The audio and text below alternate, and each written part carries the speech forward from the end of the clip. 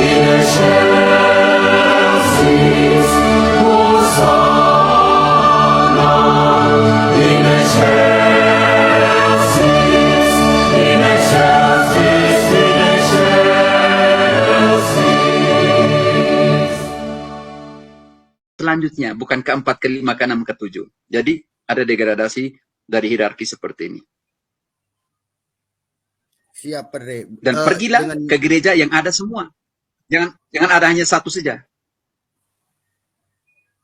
Pembuktian, mau katakan, kita mau pakai pembuktian empiris ya, nyata. Kalau kita baca kembali 1 Korintus 12:27, Tuhan sendirilah yang menentukan beberapa orang untuk menjadi rasul. Yang kedua, untuk menjadi nabi. Yang ketiga, untuk menjadi pengajar. Pertanyaan saya, bukti empiris bahwa gereja-gereja itu punya jejak rasul. Siapa yang menjaga tulang-tulang dan kubur-kubur para rasul? Bukti empiris loh. Siapa?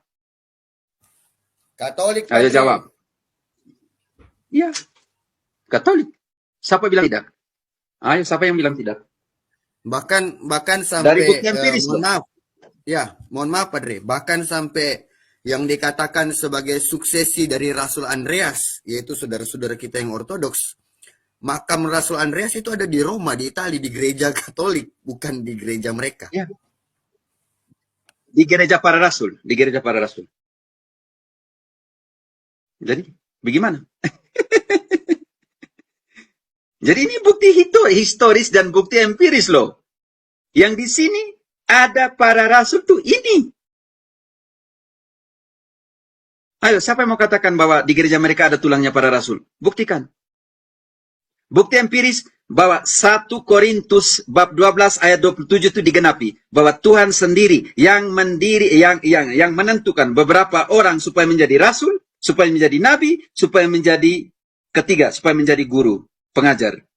Selanjutnya orang yang menyembuhkan, selanjutnya orang yang memimpin, selanjutnya orang yang berbahasa roh. Itu selanjutnya. Carilah di gereja yang semuanya ada. Pembuktian empiris, di mana tulang para rasul? Kalau gereja itu, katakan bahwa dia apostolik.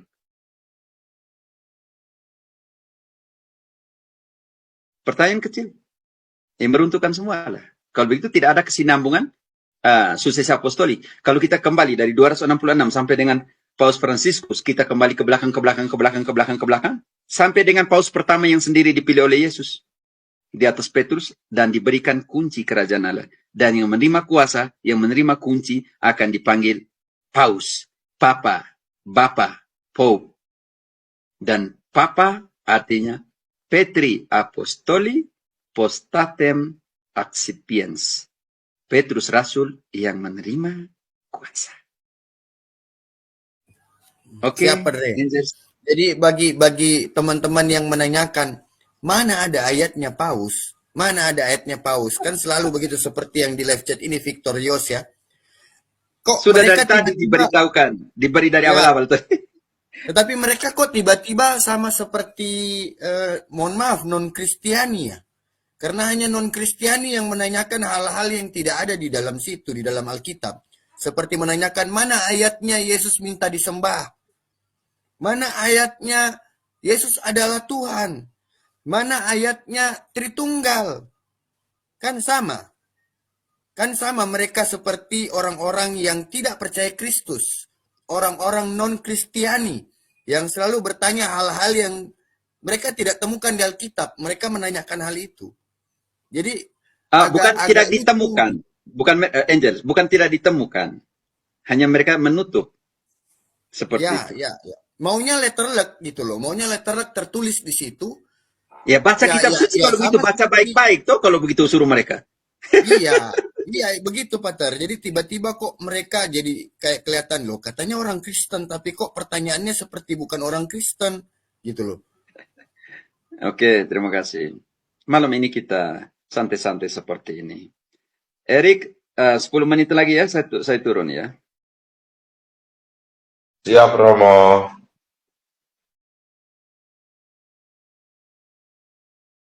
Oke, ada komen Oke, silakan. ya, Erik saya silakan. persilakan. Ya, saya persilakan ke Peter. Silakan, Pete. Ya, menarik Romo. Jadi mungkin kalau dari Petrus tadi itu ada 1000 ayat tentang Petrus. Tetapi hanya satu kali jawab, tidak ada kata tentang Petrus. Orang hanya berkata, mana? Tidak ada. Padahal udah 1000 Ada ayat tentang Petrus. 162 Petrus itu 162 kata dan Sefas 8 kali kita bisa temukan. Ini kita belum baca semua ini. Tapi Oke, silakan. tapi sangat mudah dijawab, mana? Tidak ada keutamaan Petrus. Hanya segitu aja. Ya sejawab segitu doang aja, selesai semuanya. Ini yang menarik gitu loh. Sudah ditunjukkan 162 gitu kan ya. Dan belum termasuk di belakangnya yang makna-makna tadi itu kan banyak yang tidak ada makna tentang Petrus. Contoh yang tadi Om Aive bilang, tiba-tiba orang itu mati. Sebetulnya yang orang itu mati pun dia sudah tahu. Yang namanya kuasa untuk mencabut nyawa tuh hanya Tuhan. Siapapun di muka bumi ini nggak ada yang bisa kuasa mencabut nyawa. Udah dosa besar kalau ada namanya kuasa mencabut nyawa. Artinya Hanya kalau Tuhan dia, yang bisa mencabut nyawa. Tetapi ketika dia, makanya tadi Petrus itu Petri Apostoli, postatem, kuasa, otoritas, postatem, Ya, yang resipien, saya menerima. bicarakan Om Pit, otoritasnya itu loh, Om Pit. Otoritasnya iya itu ya, loh. betul. Makanya terima kunci kerajaan Allah. Barang siapa yang kamu tutup akan tertutup, yang kamu buka akan terbuka. Makanya Sefas punya kaitan dengan Pesefos, yang artinya dua batu kecil yang dipegang oleh hakim pada zaman itu untuk menghakimi. Kalau kamu baik, putih. Kalau kamu jahat, hitam. Selesai. Jadi Iya, mati, hidup. iya. Oke, silakan Peter. Iya, itu udah banyak tadi ya contoh termasuk Ananias tadi itu termasuk yang kisah para rasul 15:7 dengan kuasa Allah. Sampai aku penasaran Allahnya itu siapa sih, aku baca Otheos ternyata Allahnya. Jadi penguasa artinya. Udah dua kuasa tuh lagi tuh kan gitu kan. Banyak lah akhirnya ayat-ayat tentang kuasa. Jadi yang benar tadi dibilang itu ya. Kunci kerajaan itu kuasanya lagi. Jadi benar-benar kuasa itu berarti itu. Benar. Begitu nanti hari lain kita lihat otoritas di dalam gereja awal-awal itu di siapa? Di kitab suci. Kitab suci kan Yesus tidak suruh menulis kitab suci, hanya kitab Wahyu saja yang dalam revelasinya kepada Yohanes untuk kamu tulis ini. Hanya itu saja. Macam begitu kan? Dari semua tuh perjanjian baru hanya Wahyu saja yang Yesus suruh Yohanes untuk tulis, sedangkan yang lain tidak. Berarti yang lain ada bersamaku dan wartakanlah. Ada bersamaku dan wartakanlah. Karena itu dalam 1 Korintus 11:23 tentang Ekaristi, pembelaan Ekaristi, apologianya Paulus tentang Ekaristi, dia bilang begini, yang saya teruskan kepada kamu adalah yang saya terima dari sana. Ini yang kita namakan tradisi. Oke. Oh. Lanjut. Menarik. Jadi malam ini aku kayak terbangun dari tidur ya.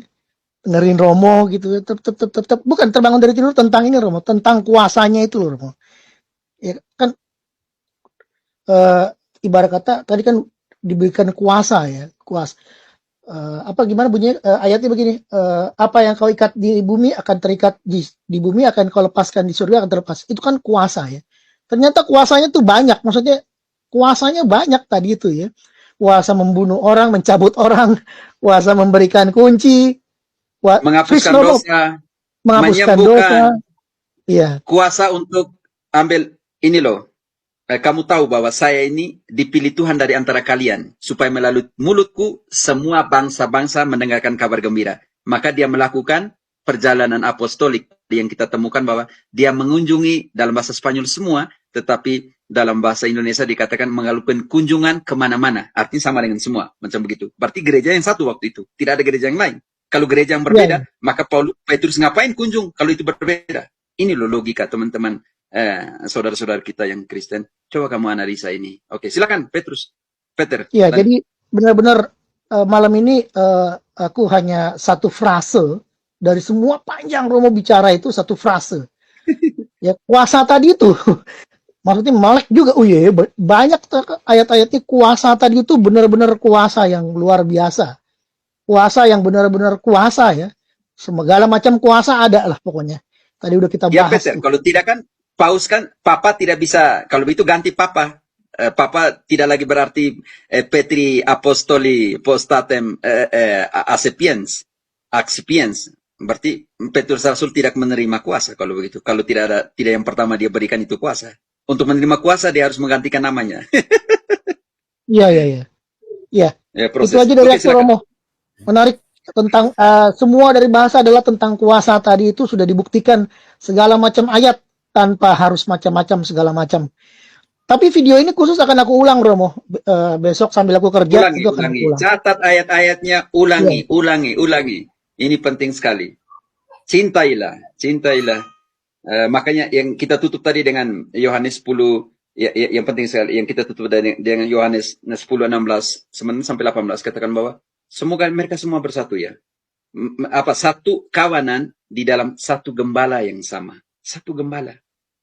Jadi ini masih susah ya. Kita bertahan 1.500 tahun sampai dengan 1054 sisma ortodoks, tapi bertahan 1.000 tahun lebih, 1.500 lah sampai sisma Protestan. Ini penting maksudnya. Harapan satu itu sudah ada ya maksudnya begitu. Lalu muncul lagi ini 60.000 ini yang saya kapan ya? Oke, Ini silakan. terakhir dari aku, Romo. Pertanyaannya adalah mengapa harus dijelaskan oleh Romo dari Kolombia itu, Romo? Itu aja. Safe, selamat malam. Ya, sedikit menjawab ya, ini tulisannya sangat mengganggu sekali nih. Kebetulan ada Romo ya, ini si Victorious. Pertama dia mengatakan, saya hanya percaya apa yang tertulis di Alkitab. Di luar itu bidat menurut dia. Dari menit pertama sampai menit terakhir Romo kami berbicara itu, kamu pikir lagi baca Bobo? Lagi baca novelnya karya penulis terkenal begitu? Yang dibacakan dari tadi kan Alkitab, kitab suci. Lalu apalagi yang kamu mau bantah? Ini Alkitab yang dibacakan. Justru saya mempertanyakan apakah dia paham tentang Alkitab, dia baca nggak Alkitabnya. Dia mengatakan kunci surga itu hanya milik Yesus. Lalu kalian kenapa mengatakan itu diklaim kepada Petrus? Nah, saya bacakan terakhir dari saya. Matius 16 ayat 19. Kepadamu akan kuberikan kunci kerajaan sorga. Sampai sini aja. Kepadamu akan kuberikan kunci kerajaan sorga. Kamu baca enggak itu di Alkitabmu? Bahwa Yesus yang pemegang kunci sorga itu telah memberikan kunci sorganya. Kepada siapa? Kepada Petrus di situ. 16 ayat 19. Matius 16 ayat 19. Jangan-jangan kamu yang baca Kopingho, bukan baca Alkitab. Kita yang baca Alkitab. Ya, Angels, nggak usah beri perhatian lah. Itu biasa. Kalau udah panas kan biasanya muncul yang begitu-begitu. Tidak usah repot-repot. Ya, betul. Untuk dia kita baca 2 Timoteus 3 ayat 7. Untuk teman yang tulis ini, saudara kita yang tulis. 2 Timoteus 3 ayat 7. Sudah berulang kali dijelaskan, tetapi tidak bisa terima.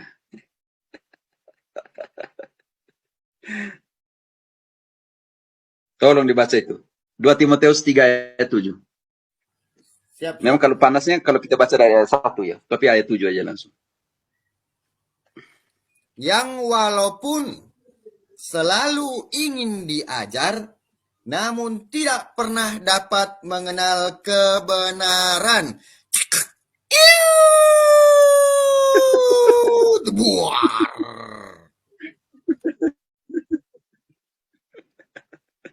Oke, maksudnya bagaimana menutup semua ya? Kita ngomong semua ayat tadi. Berapa ayat yang kita kasih keluar semua perikop tentang Petrus ya?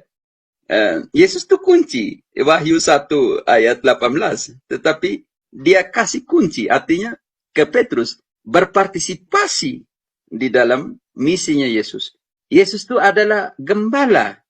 Dan dia memberikan kegembalaan itu kepada Petrus dan para rasul. Gembalakanlah domba-dombaku. Tuhan Yesus itu mengampuni dosa.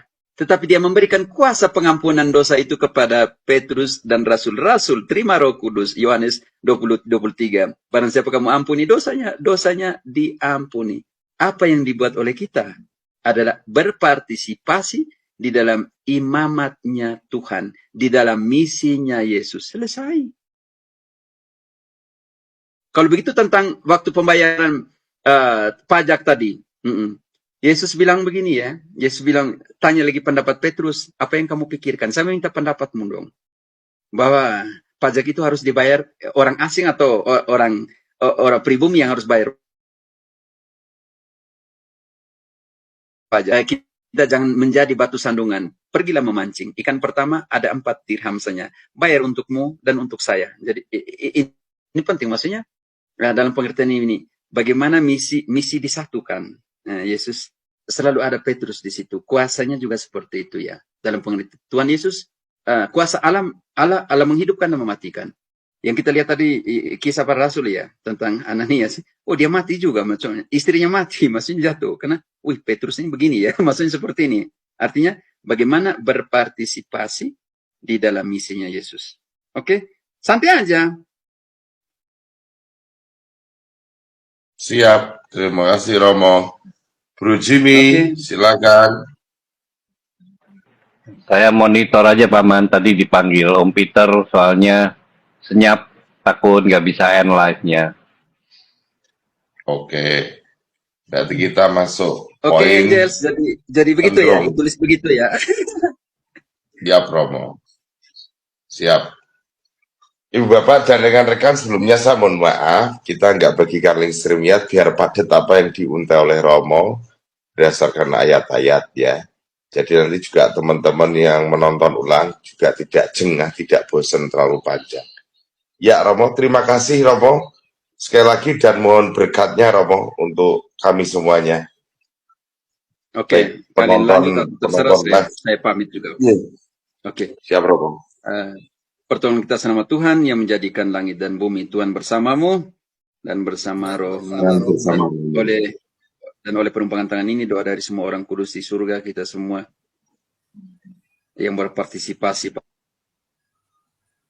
pada malam hari ini di room ini maupun di YouTube dikaruniai berkat surgawi dan duniawi, khususnya di dalam masa berahmat ini di mana seorang Bapa yang baik, Paus Fransiskus, Bapa kita semua, mengunjungi kita, mengunjungi anak-anaknya, seperti Petrus selama masa hidupnya melakukan kunjungan apostolik yang telah kita baca tadi dengan pembuktian yang ada di kitab suci tadi. Kita semua juga dikaruniai berkat surgawi dan duniawi. Istirahat malam hari ini, teguh dalam iman, harapan dan kasih, Bapa dan Putra dan Roh Kudus. Amin. Amin. Makasih Pak. Terima kasih Oke, terima kasih. Romo. Oke, Siap. Angel santai aja nanti. Terima kasih. Ada salam untuk Koko ya, Koko John, bapamu ya. Jadi Siap Patar, siap Patar. Angel, salam untuk dia ya. Saya pernah berapa kali masuk, dia masuk di rumahnya saya. Oke. Jadi Siap, Patar, siap. terima kasih semua. Saya pamit ya. Siap Romo, Eric, terima kasih Romo. Nanti hari-hari lain mungkin minggu depan atau bagaimana nanti kalau ada tema-tema yang diperkuat. Tapi malam hari ini juga rasa senang karena kunjungan Paus ini kita bisa memahami tempatnya Petrus di dalam sejarah gereja ya, maksudnya sejarah gereja dan biblis, maksudnya tempatnya ada di mana loh. Kalau memang dia tidak penting, kenapa 162 kali disebutkan Petrus dan 8 kali disebutkan Sefas begitu kan? Ini penting dari sebut berapa namanya, kuantitasnya kita bisa langsung tahu kualitasnya seperti apa kalau disebutkan seperti itu. Oke? Terima kasih untuk semua. Romo. Saya pamit. Ini mengeluarkan atau dikeluarkan ini? Ya, Romo langsung keluar, langsung saya keluarkan. Siap Romo. Siap. Romo. Nah, Ibu Bapak dan rekan-rekan, terima kasih atas support dukungannya. Dan sekali lagi mohon maaf apabila tidak bisa membagikan link supaya fokus. Dan juga mohon maaf Bapak. Happy birthday to you. Yo Michael, Happy birthday Om Eri. Ya, terima kasih teman-teman semuanya, Ibu Bapak dan teman-teman tim DKC, terima kasih buat ucapan doanya. Dan mohon maaf apabila ada ucap tutur kata yang kurang berkenan. Tuhan Yesus berkati, Bunda Maria mendoakan kita selalu salve dan berkah dalam buat semuanya. Amin.